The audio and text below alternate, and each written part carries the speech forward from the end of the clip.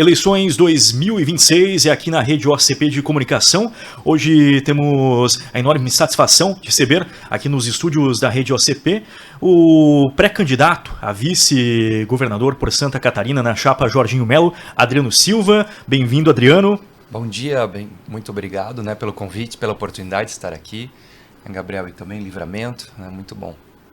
Vereador de Jaraguá do Sul, também agora pré-candidato nessas eleições de 2026 a deputado federal, Rodrigo Livramento. Bem-vindo também à Rede OCP. Bom dia, Gabriel, obrigado. E agora ao lado do Adriano Silva, que é uma grande referência para nós do Partido Novo e que vai fazer um excelente trabalho no estado também. Adriano, falando já sobre as eleições, um período de transição aconteceu nesses últimos meses, juntamente com a sua vice também do Partido Novo, a Regiane Gambim.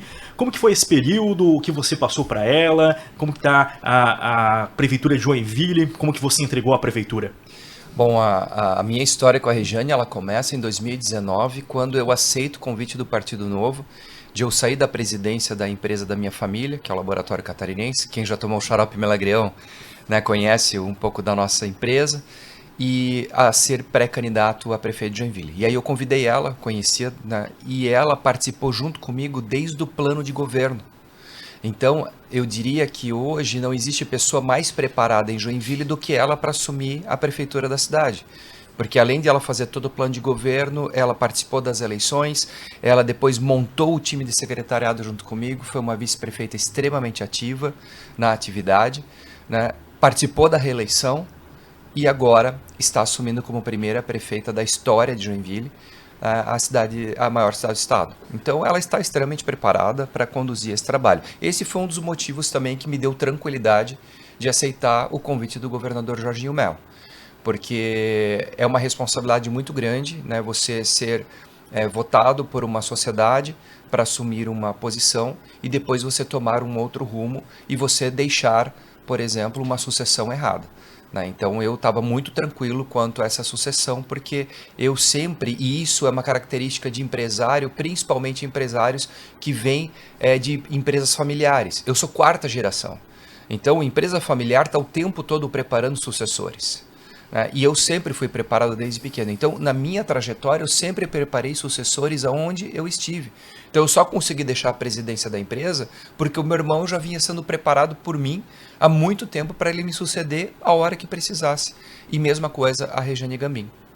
Adriano, como que foi essa experiência como prefeito em Joinville? Você que foi o primeiro prefeito eleito pelo Partido Novo no Brasil. Muitas obras na questão da infraestrutura, saúde. O que mudou em Joinville nesse período em que você esteve na gestão? Primeiro, esse ponto de responsabilidade de ser o primeiro prefeito e primeira vice-prefeita eleitos na história do Partido Novo. Isso também aconteceu com o Romeu Zema, em Minas Gerais, como primeiro governador eleito. Então, nós éramos os únicos do Poder Executivo dentro do partido. Então, obviamente, para nós, tivemos desafios dentro do partido para mostrar como funciona o Poder Executivo no dia a dia, e algumas coisas foram transformadas ali, e dado um outro olhar, porque o olhar de um parlamentar muitas vezes é diferente de um olhar do Poder Executivo e vice-versa. Então isso também foi gerando mais maturidade no partido, que foi muito importante para a evolução do partido, e especialmente a responsabilidade de fazer um bom governo. Porque imagina se tanto o Romeu Zema como primeiro governador ou eu como primeiro prefeito estivéssemos feito um governo ruim. A gente seria utilizado como um mau exemplo em todo o país. E hoje acontece exatamente o contrário. Joinville acabou sendo exemplo em todo o país através do Partido Novo, porque durante 4 anos foi o único prefeito, mas com excelentes resultados. E aqui eu digo que esses resultados eles vieram muito primeiro, porque nós defendemos princípios muito claros do Partido Novo, que é a liberdade econômica, todos iguais perante a lei, princípios que fazem realmente dar prosperidade à cidade. E nós aplicamos isso. E outro ponto, a meritocracia e fazer o certo pelo certo. Então, o meu secretariado foi contratado todo para o processo seletivo. E para ter uma noção, o secretariado permanece praticamente todos o mesmo do primeiro dia de governo, lá em 2021.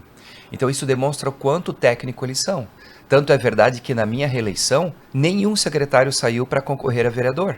O que seria natural, você usar a máquina pública, geralmente o que se faz, isso para fazer mais cadeiras na Câmara de Vereadores. E nós não fizemos isso. Nós contrariamos mais uma vez a política tradicional e fazendo algo muito diferente. E mesmo assim tivemos um grande sucesso na Câmara de Vereadores, elegendo 11 vereadores da nossa coligação e aumentando a bancada do Partido Novo também em Joinville.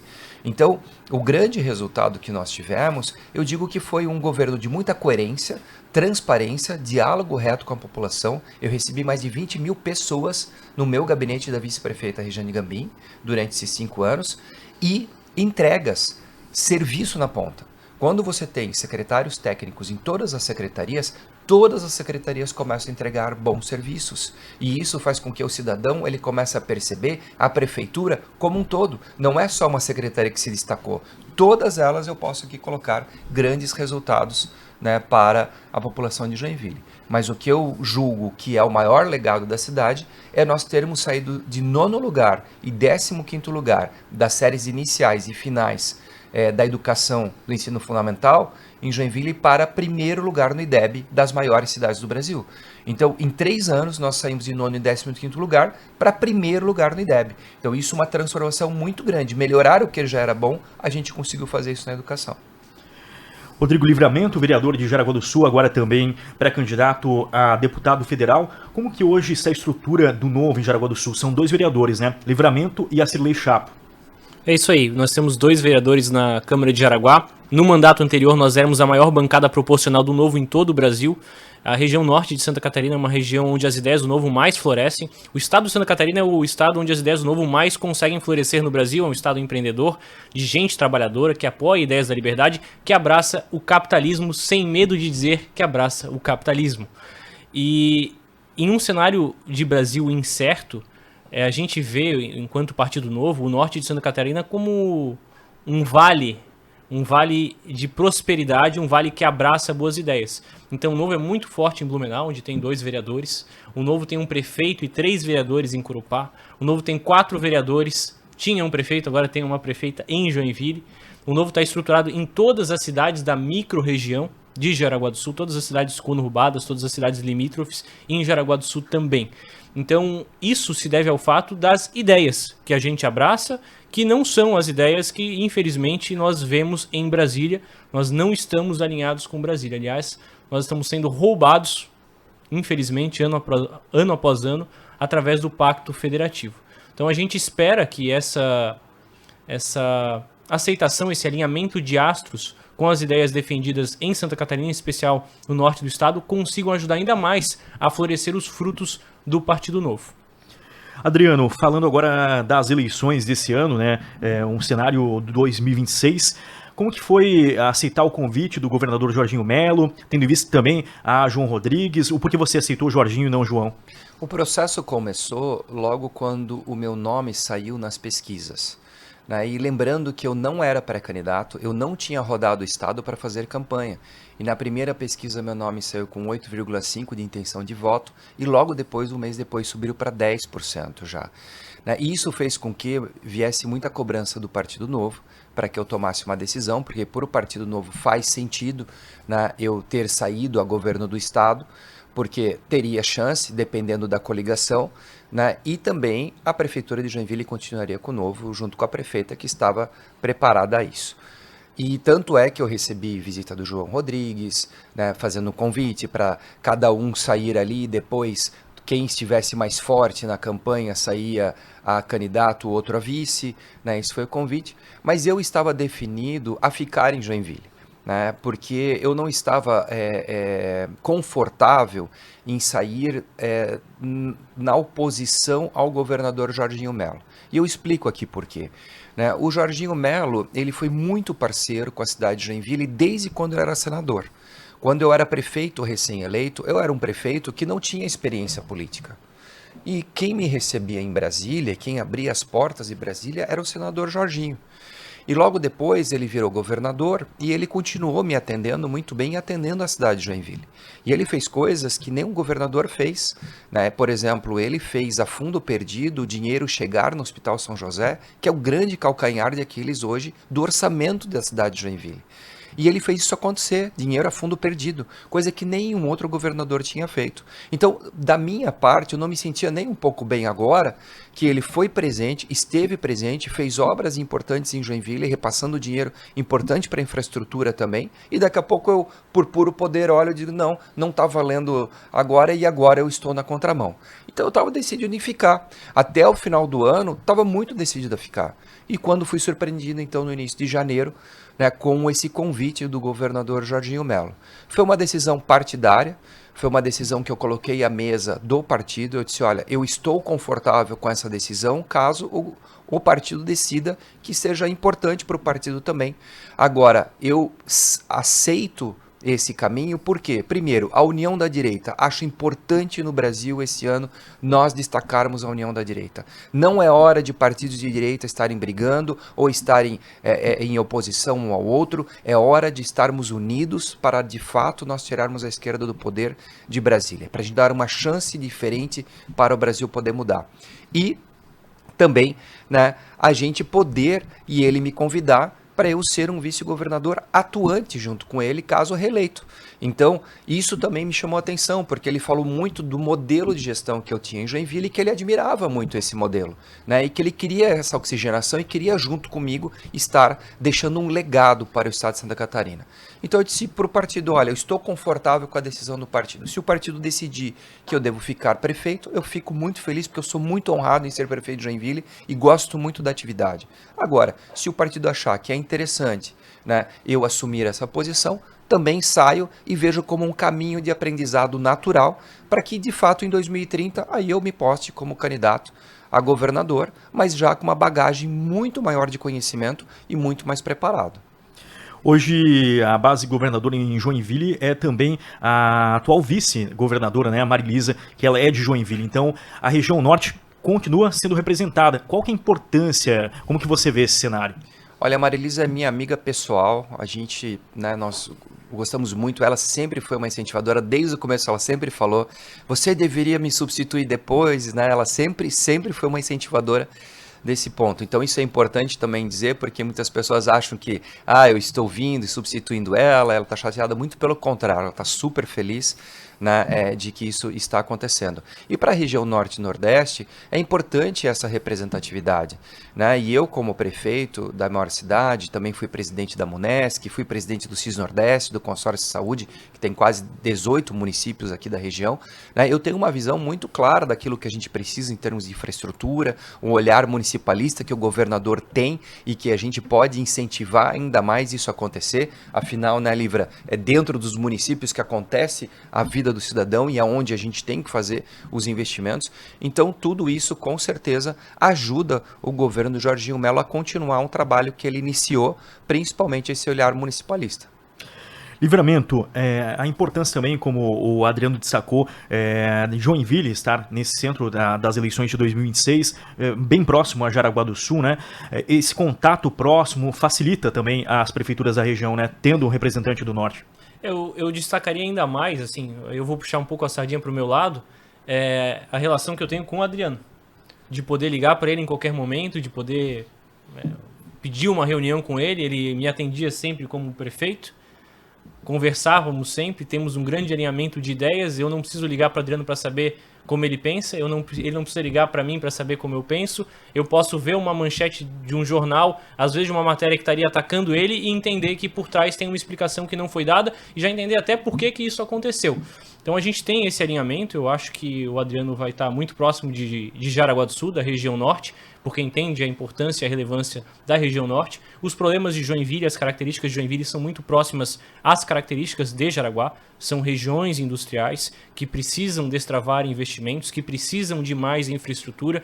Nós temos desafios concomitantes, como a duplicação da BR-280, que beneficia as duas cidades. Nós temos uma linha ferroviária que passa nas duas cidades, inclusive já conversamos sobre isso anteriormente, que é um sonho que Jaraguá do Sul tem para que essa linha férrea pare de deixar de ser um problema e passe a voltar a ser uma solução? Inclusive aqui, Livra, até complementando, essa questão da ferrovia, eu como presidente da Munesc, o governador deu às associações dinheiro para que a gente pudesse fazer projetos executivos, planos do futuro. E um dos projetos é a retomada também da ferrovia aqui para passageiros.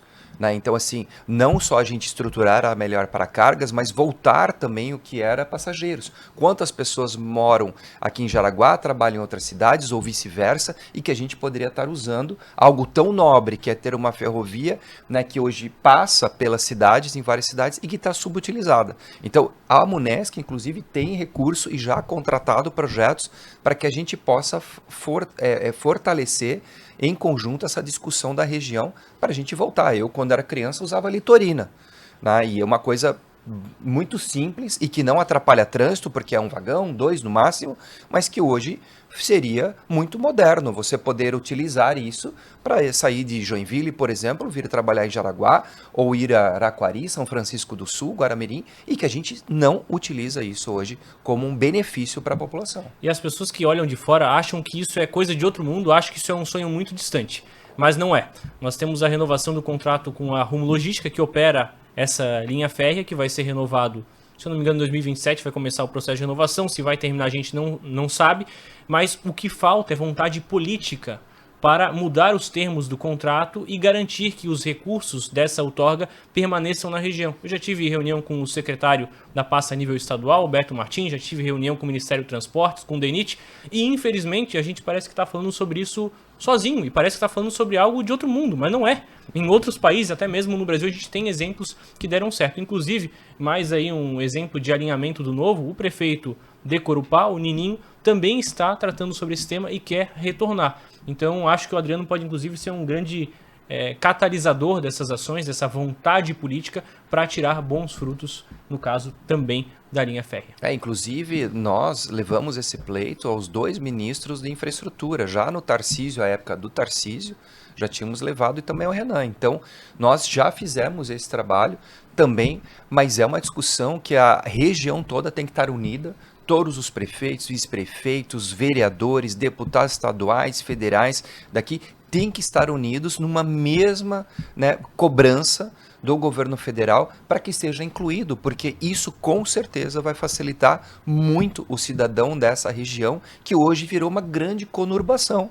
Né? Nós hoje temos já cidades conurbadas, Joinville e Araquari, a gente já não percebe mais fronteiras, né? E quando a gente vai um pouquinho para cá, a gente já tem Guaramirim, Jaraguá do Sul, também, que também são conurbações, e a interligação de trabalho, que muitas vezes eu tenho vários joinvilenses que trabalham aqui em Jaraguá do Sul e vêm todos os dias para cá. Imagina que comodidade seria se pudessem utilizar, né, essa ferrovia com segurança, com tranquilidade, e também tirando carros da 280, né, da BR-101, que hoje também são gargalo da nossa região. E o que vai determinar se isso vai sair do papel ou vai permanecer como sonho, que fique bem claro para quem está nos assistindo, é vontade política. É vontade política que vai dizer se vai mudar os termos do contrato, se vai permanecer a mesma coisa, se vai ter melhorias ou não. Então, por isso, essa união de esforços é tão importante. Outra questão também para a mobilidade urbana, que está no projeto do governador Jorginho Melo, é a Via Mar, né, Adriano? É isso mesmo. A Via Mar é um projeto muito interessante, né? Porque por mais que possa ocorrer algum dia uma triplicação da BR-101, mesmo assim ela vai continuar, né, tendo seus problemas. Porque as cidades cresceram no entorno da BR-101, ela hoje passa dentro das cidades, né, e esse fluxo interno das cidades acaba atrapalhando o fluxo dela. E a Via Mar, ela passa a ser uma rodovia blindada, ela passa a ser uma rodovia fechada para, né, esse trânsito local e com uma velocidade muito alta. Então é uma visão muito boa do governador Jorginho Melo, né, e tudo indica que agora em junho, julho, já deve se iniciar a licitação da primeira etapa da Via Mar, que também acho que estrategicamente decidiram também pela área mais importante para se fazer, que seria entre a 470 até mais ou menos Itapema, Porto Belo, né, que pega o miolo ali da onde hoje para tudo, né, porque hoje a BR-101, você vai a Florianópolis, você vai parar sempre em Penha, Navegantes, Itajaí, é onde você para. E quando você faz a Via Mar, o primeiro trecho, jogando muito desse trânsito por ela e por fora da BR-101, você já vai tirar o estrangulamento dessa região muito importante. Se eu puder complementar, Gabriel, eu não sei se as pessoas têm noção de como Santa Catarina vem sendo roubada pelo governo federal.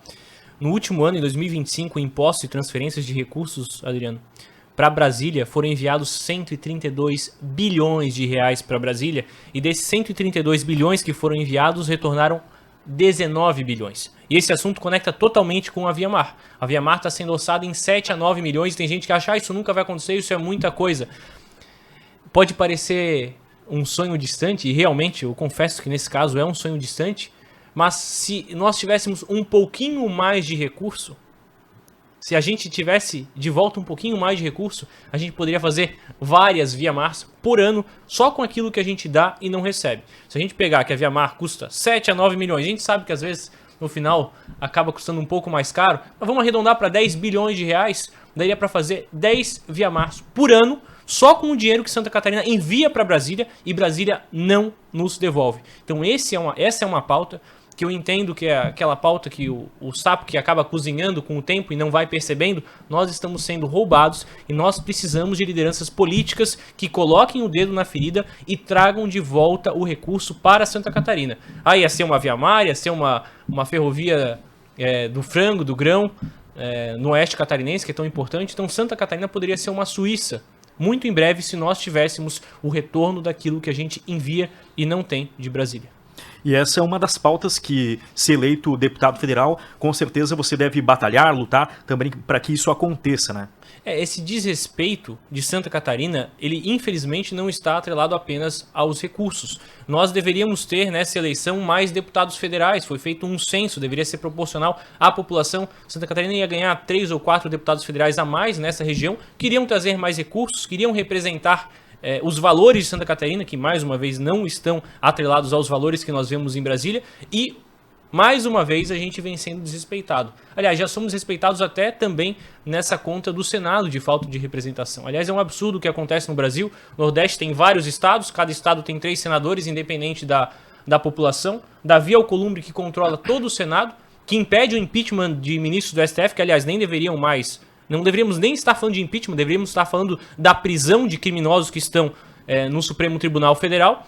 E esse cara que tem 200 mil votos, controla todo um Senado, em compensação você tem senadores em São Paulo que foram eleitos e que representam 5 milhões de eleitores, e aí você tem lá o feudo de políticos que se adoram e que se abraçam, que não largam a mão e que controlam e dominam todos os poderes juntos entre si, fazendo maracutaia, se protegendo, e aqueles que deveriam preservar a lei e garantir a justiça são na verdade os maiores vetores de injustiça hoje no Brasil. Então essa falta de representação, essa coragem que precisa, essa decência de homens públicos que não vão para a política para arrumar sua vida e sim para servir as pessoas, é que a gente precisa. Eu tenho certeza que o Adriano, e me coloco também nessa condição de fazer esse papel. Tanto é que fui convidado pelo governador Romeu Zema a assinar o impeachment de ministro de Alexandre de Moraes. E eu fui para Brasília assinar. E lá eu fiquei me perguntando, o que eu estou fazendo aqui? E aí a resposta que me foi dada foi muito clara. Os que estão aqui, os deputados e senadores, não querem assinar o impeachment. Então a gente tem que buscar lideranças de fora que não tenham o rabo preso, que tenham a coragem de colocar o dedo na ferida e dizer, cara, isso aqui já passou do limite. Então, infelizmente, a gente precisa retomar as rédeas do país, e as pessoas corajosas, as pessoas limpas, precisam voltar a se preocupar com a política para tirar isso da garra do mal, que é o que a gente vem tendo no Brasil. E esse é um dos grandes diferenciais do Partido Novo, porque o Partido Novo, e é por isso que eu continuo no Partido Novo, acreditando nele, trabalhando por ele, é de que o Partido Novo ele tem pautas muito claras do que ele defende. Por exemplo, só foi aceito pré-candidato ao Senado aquelas pessoas que publicamente, né, falaram que são a favor dessa pauta que o Livra estava colocando, né, a favor de ir contra o STF, de tirar esse poder absurdo que está lá, né, fazer o impeachment que é necessário. Então, isso é uma garantia para quem for buscar, né, parlamentares no Congresso Nacional, é de que o Novo ele tem uma coerência muito clara daquilo que ele defende. Então você não vai ter nunca, por exemplo, de algum mandatário do Novo, uma decisão dele que venha contrariar os princípios e valores do Novo. Porque se tiver, ele vai ser expulso, e ele sabe disso. Né? Qual foi o partido que expulsou o seu próprio fundador porque ele seguiu por um caminho contrário? Só o Partido Novo fez isso. Então, os princípios e valores que a gente defende, eles são muito claros. E isso dá um corpo de time no Congresso Nacional. Porque um deputado federal e um senador não vão mudar. Mas a partir do momento que você tem um time de senadores e deputados e que trabalham e votam com as mesmas pautas, entendeu? E defendem as mesmas coisas, você faz uma força de transformação. Jorginho Melo indicou Carol Detoni e Carlos Bolsonaro ao Senado aqui por Santa Catarina, né? Como que você avalia essa composição, Adriano? Olha, foi uma composição, né, definida pelo PL, né? Então assim, nós tivemos respeitamos a posição deles, né? Nós tínhamos também a possibilidade do deputado Gilson Marques ter saído, né, pré-candidato a Senado, porque o Gilson faz um excelente trabalho, com certeza seria um senador que estaria atendendo todas essas pautas que nós estamos colocando, é uma pessoa de muita coragem a colocar, mas nesse momento o PL está mais forte, né, tem nomes fortes também para buscar o Senado, então eles tomaram essa decisão, né, de manter aí a chapa única, né, do PL e fazer, e a gente então segue dessa forma e respeitando a decisão do PL. Como que você enxerga o Novo hoje em Santa Catarina para essas eleições de 2026? Há um planejamento já de quantos deputados estaduais, federais? Olha, nós acreditamos que nós vamos ter uma boa surpresa no Novo, já que o Novo em Santa Catarina é o partido que mais cresce, é o diretório que mais cresce em todo o país, né, do Novo. Então nós já tivemos e temos o Matheus Cadorim como deputado estadual, temos o Gilson Marques como deputado federal, que fazem bons trabalhos, são boas referências, né? E agora a nominata está muito boa, muito forte. Olha nomes como Livramento, um jovem talentoso que faz um trabalho maravilhoso aqui, foi o vereador mais votado, né, da Câmara de Vereadores e que hoje está colocando o seu nome à disposição para uma transformação em Brasília. Não é fácil tomar uma decisão também de colocar o seu nome à disposição da sociedade e você mudar toda a sua vida, né? Mas ainda bem que nós temos pessoas hoje muito boas que estão participando das nominatas do Novo para que a gente possa chegar para a população e para a sociedade ofertando nomes diferentes, nomes que vêm com uma política não tradicional, que vêm com uma gana de transformar e mudar o Brasil e não se mudar do Brasil, né? Então isso é uma fortaleza. Então a gente acredita demais de que a gente tem capacidade total de fazer 2 deputados federais pelo Partido Novo, né, está muito na mão de a gente conseguir isso, e de 3 a 4 deputados estaduais, né, é uma vontade muito grande aí do Partido Novo para o Estado. Falando em deputado estadual, aqui em Jaraguá do Sul, pelo Partido Novo, até o momento temos como pré-candidato o Mário Felipe, né? Isso, né? Ele também que participou aí como candidato a prefeito, né, na última eleição, também teve uma boa votação, né? E lembrando, né, que o Novo é um partido recente, é um partido que está em construção, é um partido, né, que ainda, né, as pessoas ainda olham e estão conhecendo o partido, entendendo que é um partido diferente, né? E o Partido Novo, eu digo que é um sistema de fazer política diferente. Você pega todos os mandatários do Novo, sem exceção, todos têm bons resultados. Nunca tivemos um escândalo de corrupção, né? Sempre tivemos excelentes resultados no Executivo e no Legislativo. Então esse é um sistema de fazer política diferente, né? Algo tem de diferente nesse partido. E quando as pessoas se atentarem a isso, né, de que não estão votando só numa pessoa, estão votando num formato de política onde o próprio diretório vai ser o primeiro a cobrar a atuação do mandatário, isso é forte.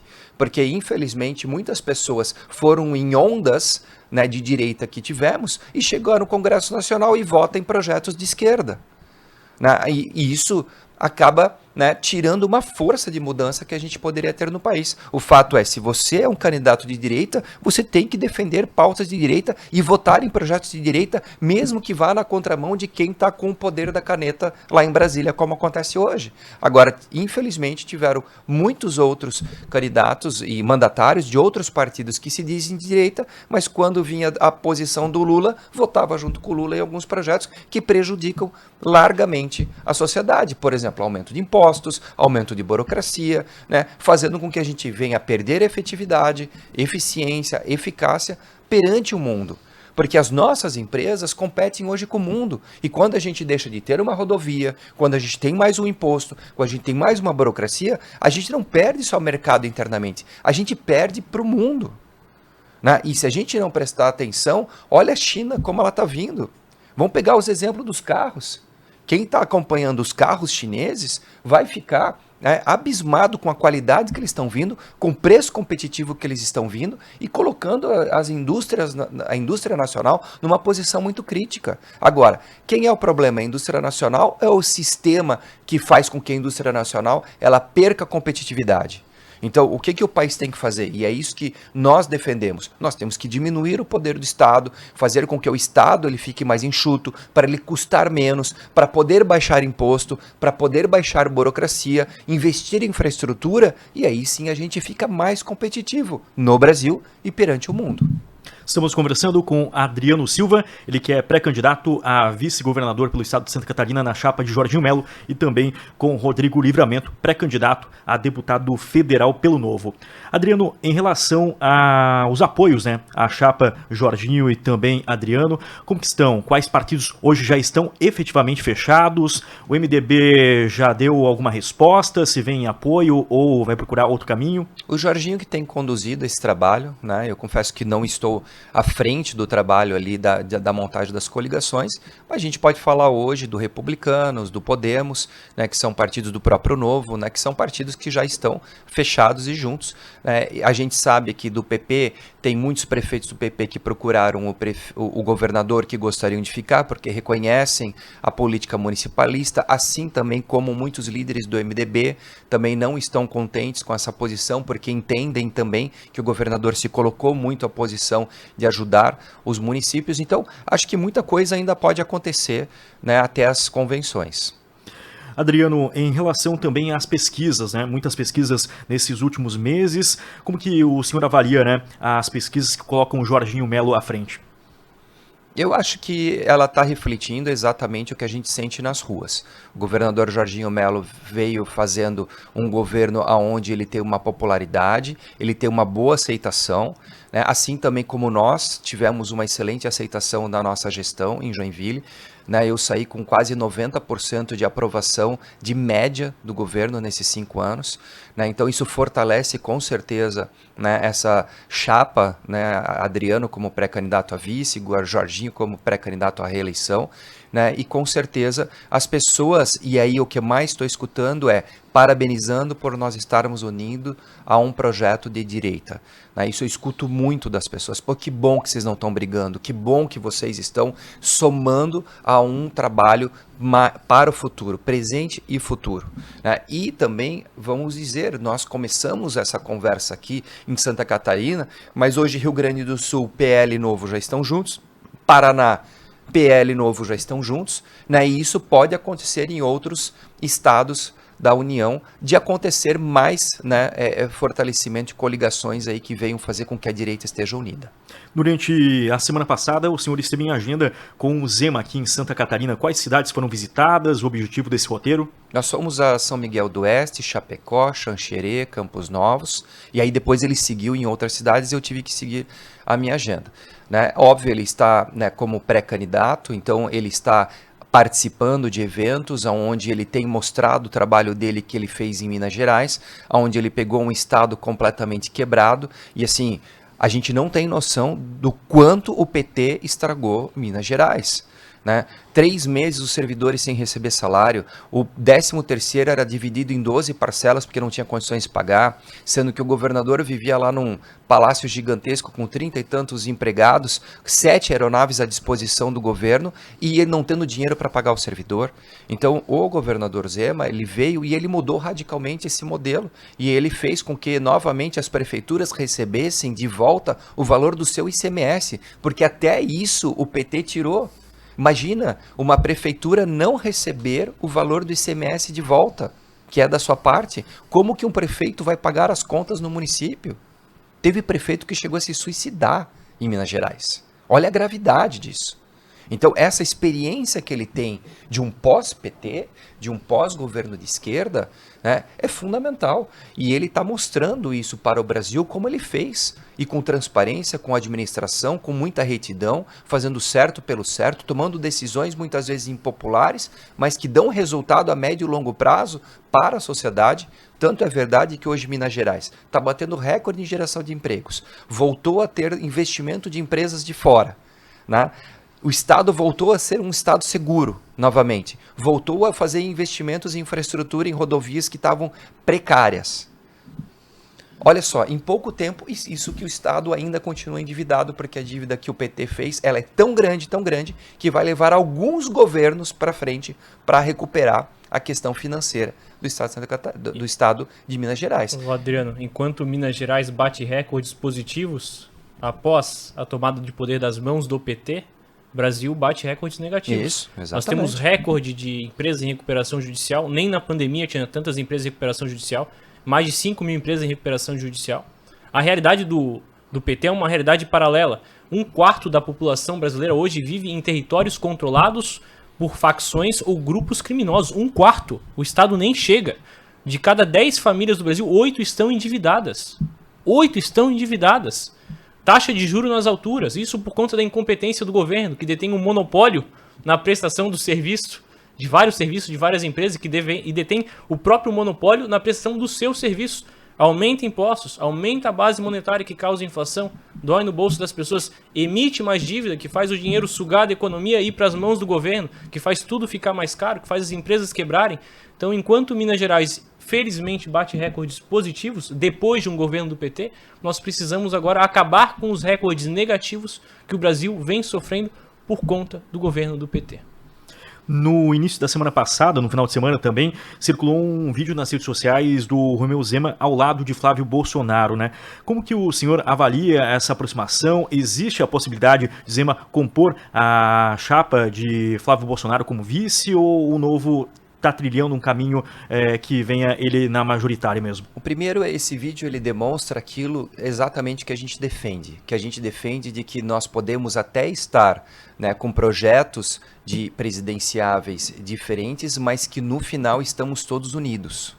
Né? Então, o governador Romeu Zema, ele se mantém presidenciável, né, até porque ele coloca, olha, aquele que for de direita no segundo turno, nós temos que estar todos unidos aí apoiando, né? Agora, essa aproximação deles, aonde tem essa conversa de que o Romeu Zema pode vir a ser pré-candidato a vice do Flávio, ela é possível acontecer, né? E, obviamente, nós aqui em Santa Catarina, que já temos essa união do PL e do Novo, a gente vê isso com bons olhos, com certeza.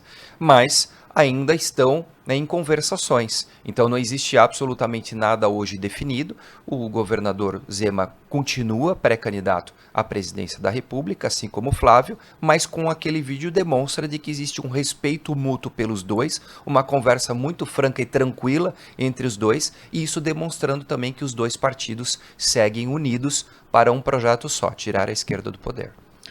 Roteiro de agendas, ainda hoje em Jaraguá do Sul, você visita a cidade, iniciando a agenda aqui na rede OCP. Qual que é o próximo encontro nesta quarta-feira? Olha, nós temos aí uma agenda bem montada, né? E com certeza a gente vai estar com mais lideranças, então vamos ter almoço aí com empresários, lideranças, depois a gente vai a São Bento, Rio Negrinho, né? A gente faz várias agendas aqui na região, né? Justamente para a gente se colocar à disposição, escutar também as demandas da região, né? Porque eu acho que esse momento de pré-campanha é um momento muito importante para quem é pré-candidato de escutar A gente está mais aqui para escutar do que a gente ofertar qualquer coisa. Porque quando a gente escuta o que a região precisa e tudo mais, a gente consegue melhorar um plano de governo, a gente consegue chegar numa campanha, né, e falar de algo que é concreto, que é possível ser executado. Pelo menos foi assim que nós fizemos em Joinville, né? Durante toda a pré-campanha eu andei a cidade inteira praticamente a pé. Imagina, foi uma campanha totalmente franciscana, ninguém dava uma condição para o Adriano ganhar.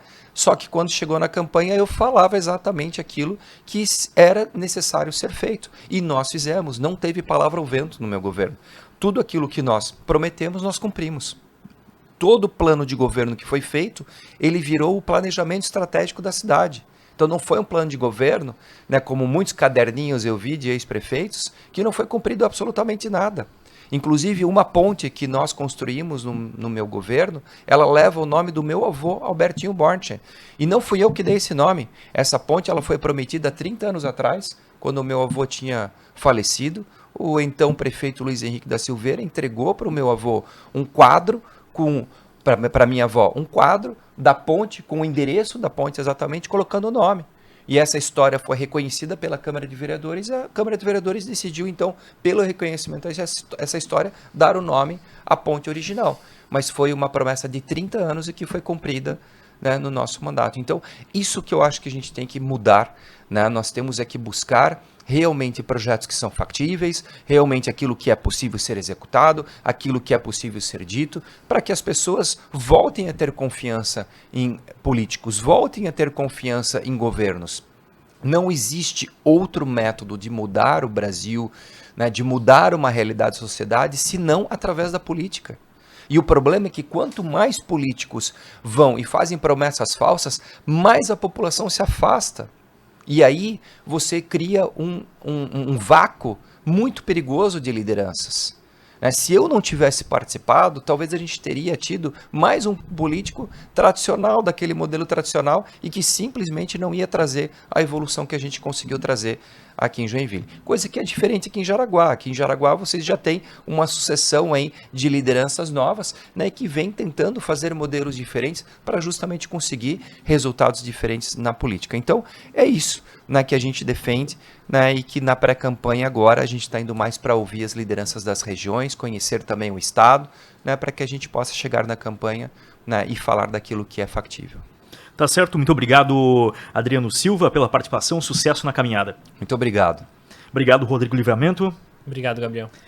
Essa foi mais uma entrevista aqui no quadro Eleições 2026 da rede OCP de Comunicação. Para mais notícias, acesse ocp.news.